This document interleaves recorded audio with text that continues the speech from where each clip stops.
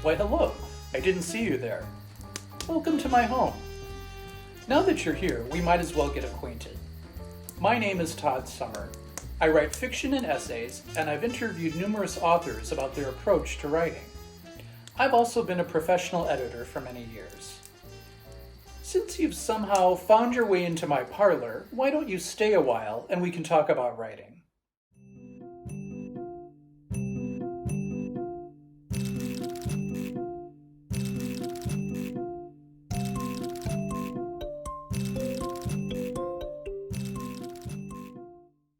Today, I'd like to talk to you about guidelines you can follow to establish a strong foundation as you develop a fiction piece, whether it's a short story or a novel.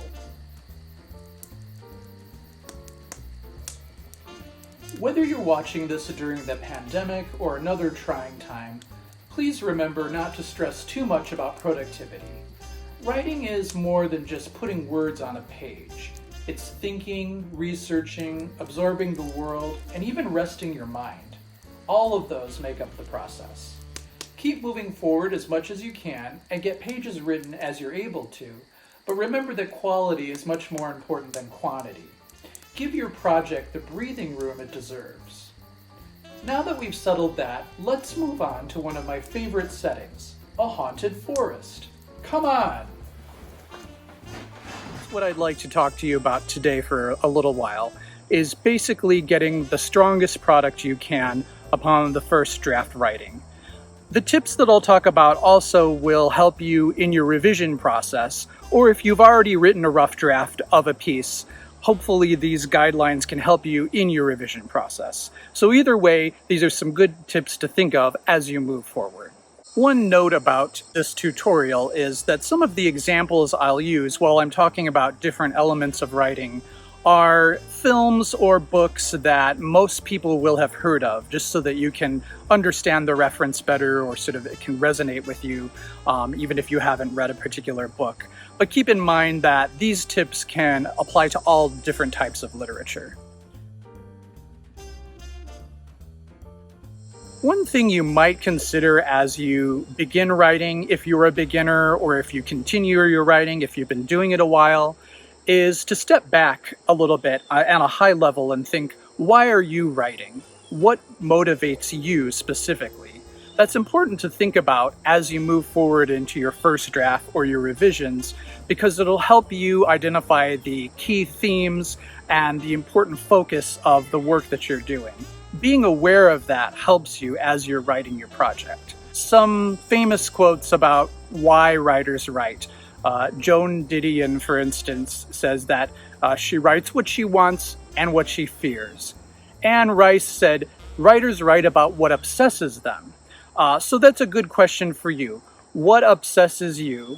What are you fixated on? And what story have you been keeping inside that you've been wanting to get out into the world, that you've been wanting to explore? And what stopped you from doing that?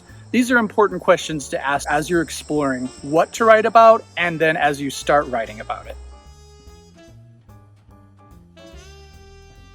So where do we start? Author and essayist Alexander Chee described the process of writing his first novel, and in it he says that the first novel he published was not the first one he started, but the first one he finished.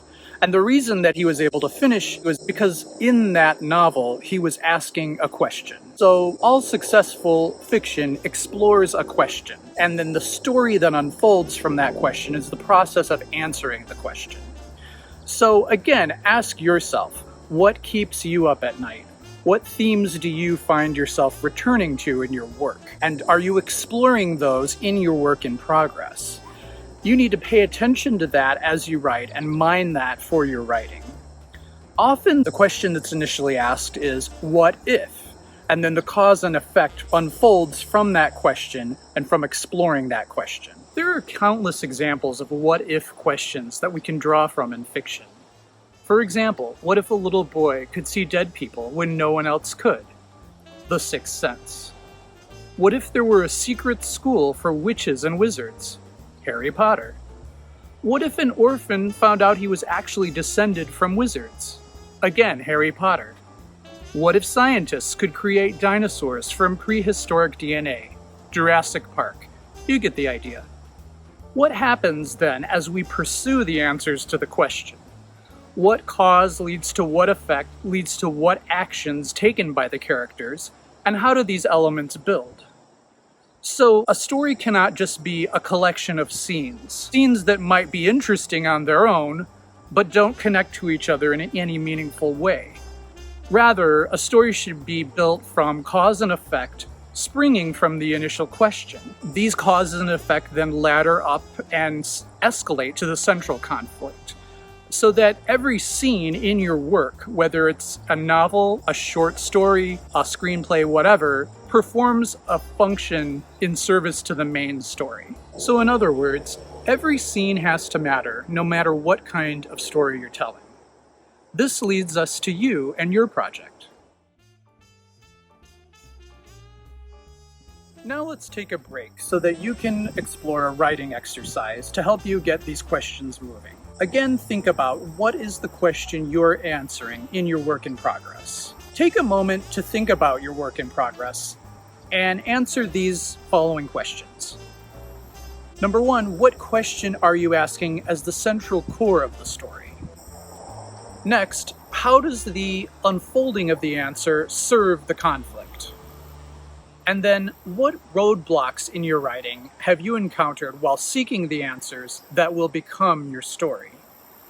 Alternately, you can ask yourself, again, what are you obsessed with, and how does that feed into your work in progress? All of these questions can intermingle with each other. So you keep this central story question or obsession in mind as you move forward. Take a moment, pause the video, and explore the answers to these questions in this writing exercise. Welcome back! Now that you've explored the question of your story in your writing exercise, the next thing to think about is the importance of character development. Your story, essentially, other than the question that you're answering, all starts with your characters. So put simply, everything in your story must start with the characters, so you must know them inside and out before you can start writing your novel, short story, or whatever kind of piece it is. In other words, character is story and plot. We'll break it down another way. You should seriously ask yourself the following questions about your characters in order to discover who they are. Number 1, why did you choose that particular point of view? If, for instance, you've picked a certain character as your protagonist and you've chosen to follow them through first-person point of view, why is that the best in order to tell this story? Seriously consider that as you start developing it, because that will influence a lot of what unfolds in your writing. Another question to think about is, what is each character's internal and external struggle? So the internal struggle should exist before page 1 even starts. For example, in Star Wars, Luke Skywalker already yearns to leave his uncle's farm and become a pilot before we ever meet him, before the story begins. The external struggle, on the other hand, is explored throughout your story in the events that unfold. Again, in Star Wars, the death of Luke's aunt and uncle inspires him to join the rebellion and train to become a Jedi to fight the evil Empire, thus kicking off our story. Finally, a character's internal and external struggles must collide throughout the story. Again, Luke's desire to break away from the confines of the farm in Star Wars and be part of something bigger lead him to join the rebellion. But his anger and the burden of the loss he's faced in his life constantly threaten to cloud his judgment and prevent him from succeeding. So in this way, the internal and external struggles collide and present more opportunity for conflict throughout the story. But either way you approach it, plot must always grow from character. That's why it's important to know your characters before you begin. One of the most important things I've learned through trial and error in my own writing is that we must love all our characters, even the bad ones. That might sound funny to say that you must love your characters, but what I mean is you have to see each one of them as human beings. Even the villains must be human beings or the story falls flat. As they say, everyone is a protagonist in their own story. So all of your characters must have 3 dimensions and a life that existed before the story began. They can't just be props or a means to move the plot from point A to point B. To help you develop your characters, let's try another writing exercise. Write down the following information and keep it handy while you develop your story. First, compare your character's appearances to someone you know or a celebrity. You can use photos of people, again, celebrities or people you know, to build the physical description of your characters. Obviously, you don't want a one-to-one match, but you can use bits and pieces of different people who may look like your character and build that into your overall character composite. The next thing you can do is to keep track of all the biographical information that you need to know about each character. Again, you need to determine this before you start, so you can include this in a list, in a document somewhere on your desktop or your project folder, wherever you are most likely to be able to access it easily. So the kind of information you want to know is the person's age, their date of birth, their physical appearance, again, any family members that they have that might be important to the story, where they work, go to school. Just learn the characters and get to know them as people. The next thing you should list are each of your characters' likes and dislikes. This could be anything as simple as what kind of food do they like? What kind of music do they listen to?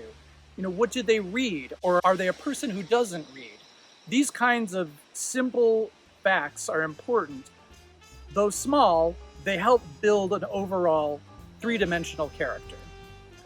Another thing to figure out is unique mannerisms for each of your characters. For instance, how do they walk or talk? Do they have an accent? Is there anything unusual or different about their mannerisms? Visualize the way this person moves through the world in your mind. Again, you might take inspiration from a character in a movie or someone that you know in real life. Either way, make sure that you map these things out before you begin the story. Once you've figured out your character's overall personality and the traits that define them as a person, be sure to give them a couple of contradictory traits. So if you think of their traits as maybe several arrows pointing in one direction, think of something that totally contradicts all of those traits that goes in the other direction, so that the person has complexity and a little bit of dimension to them. They're not all one note or one type of principle in their life, but they have a little bit of contradiction like all human beings do. Another example of this is perhaps someone who is normally patient and gentle and kind, but maybe they have that one pet peeve that sparks unchecked anger and uncharacteristically nasty reactions from them. Keep in mind that this contradiction that you add to your character must feel justified and organic, not simply out of left field. It has to make sense in the context of your character and story. But again, contradictions like this will help you develop the conflict and create characters that feel human. As part of this character development writing exercise, think of a close friend or perhaps someone you're in love with or have a crush on.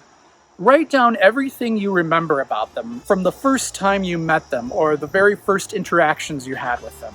How did they dress? What did they say to you? Did they have any tics you noticed? What was it about them that drew you to them? These details are the details that would have stood out in your mind the most when you first encountered this person. Think of this person and this experience and write down all the details you can remember.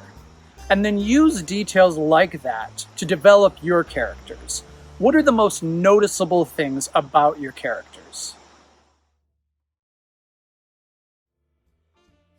Now that we've got your characters figured out, let's talk about gesture, setting, and scene, and how the three intertwine with each other throughout your story. Once you have fully formed characters and you know what questions they seek to answer throughout the story, let the story unfold from there. So in other words, follow the story wherever the characters take you, and don't try to force it in a direction it's not meant to go. If you want to outline, you should, but remember that an outline should only be a rough roadmap that shouldn't prevent you from taking detours if the story demands it. Other than exploring a question and knowing your characters, the other key elements to keep in mind as you craft your story's foundation are gestures, setting and scene, and how these aspects intertwine. So what I mean by gesture is body language and movement, elements other than dialogue and exposition that tell us what we need to know about the characters. What's not being said on the page is often more powerful than what is. Gesture not only includes the characters' physical movements, but also the objects they use and their interactions with the setting. If you've ever seen the 1960s film The Graduate, look up the closing scene online. The scene is a good example of gesture and what can be done with no dialogue. At the closing scene of The Graduate, the main character Ben interrupts the wedding of the girl he loves, Elaine, screaming her name. She runs after him, and the two battle her family, and then they run triumphantly to a bus that just happens to be pulling up. They walk down the aisle of the bus, which is crowded with strangers. The two are laughing and smiling and just ecstatic with what they've just done.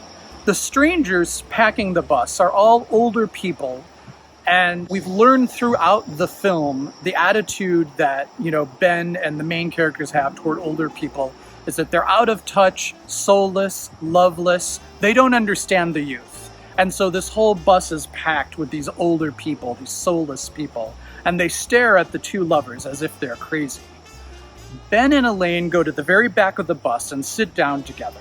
And then as they sit there, covered in sweat, their smiles slowly fade into somber expressions.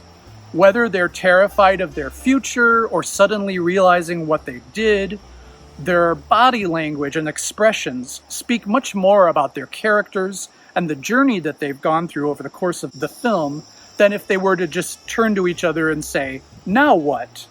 It's just an example of what you can do, again, with body language and the interaction with other characters and other elements in the scene. I'm sure you know what setting means, but it's important that when you're choosing where the story will take place, you choose an environment that means something to the characters, to their tension and their stakes throughout the story. So ask yourself, why is this setting that I've chosen for my story essential for this particular scene or series of scenes? How does the setting reflect or contradict the characters' motivations and goals? How does the setting fuel the conflict and the tension, the rising and falling action that should be present in each scene? Some examples of setting choices are obvious. The haunted hotel in Stephen King's The Shining, for instance. The haunted house in Shirley Jackson's The Haunting of Hill House. Or Mars in Ray Bradbury's The Martian Chronicles. These stories wouldn't exist without their settings.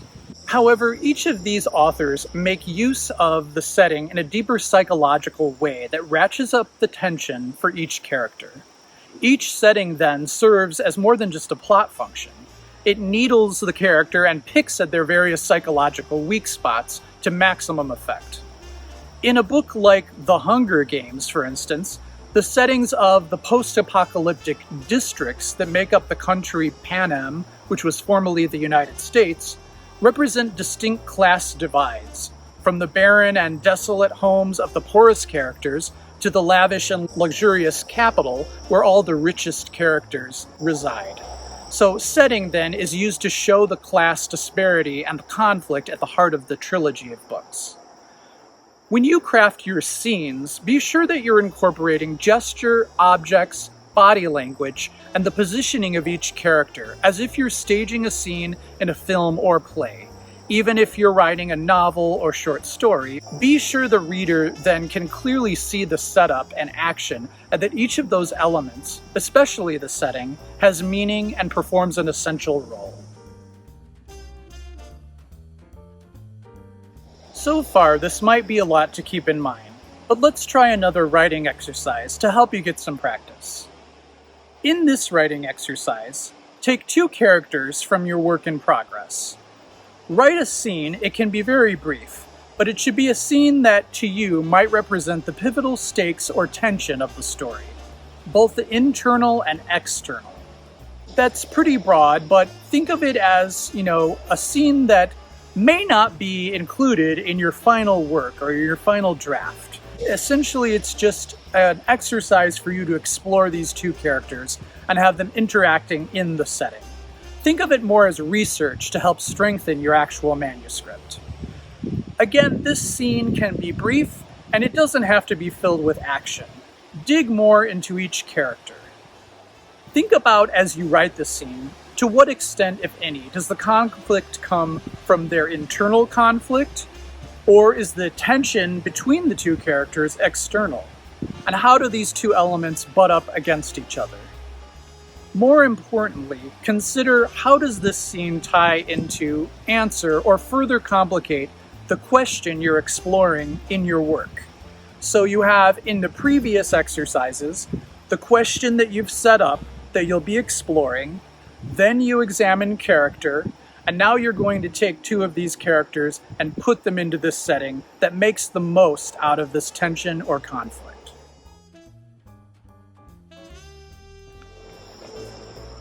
Welcome back. Now that you've completed that writing exercise, it's time to think about developing your actual first draft. Or, if you've already developed it, again, thinking about how you might approach your revision in a more purposeful way. The things that you need to remember as you develop your drafts are to remember that when you write anything, the first 4 or 5 drafts are like notes for the story as you figure out its true form. This also applies to a full novel. It sounds like a lot of work, but until you've gotten exercise and practice with the story, you don't always have what its final form should be, so you have to get it to that point. Writers have compared the process to bricklaying, with the bricks being careful, steady details that you stack one on top of each other. With enough discipline, and if you keep at it, you will have a novel or a finished piece. Remember also that you need to push the story where it needs to go, not where you want it to go. Let the characters lead you as you flesh them out. Write scenes to learn about them, which may not end up in the final draft. And also just remember to tell the story that you want to tell, not what you think others want to read. Don't worry about placating a specific audience. You have to be invested and passionate about your work, because if you're not, it'll show on the page. So make sure you're writing a story that is meaningful to you. As you think of life beyond your project, remember that there is more to writing than getting words on the page. Yes, the number one goal is to get the work done, but it's also helpful to be part of a writing community. Since much of the world is online right now, you have many virtual options for staying connected. Join an online writing group to get feedback on your work and give your feedback to others. Try virtual writing sessions with other writers to help motivate each other. Bookstores and authors are hosting virtual readings, classes, and book events. Search your favorite authors to see the events they're posting. Support your favorite independent bookstores as much as you can. They're the biggest champions of new and underrepresented authors. I hope this tutorial has been helpful and provided you with the tools you need to strengthen your first drafts and revisions. Thanks for stopping by. Until next time.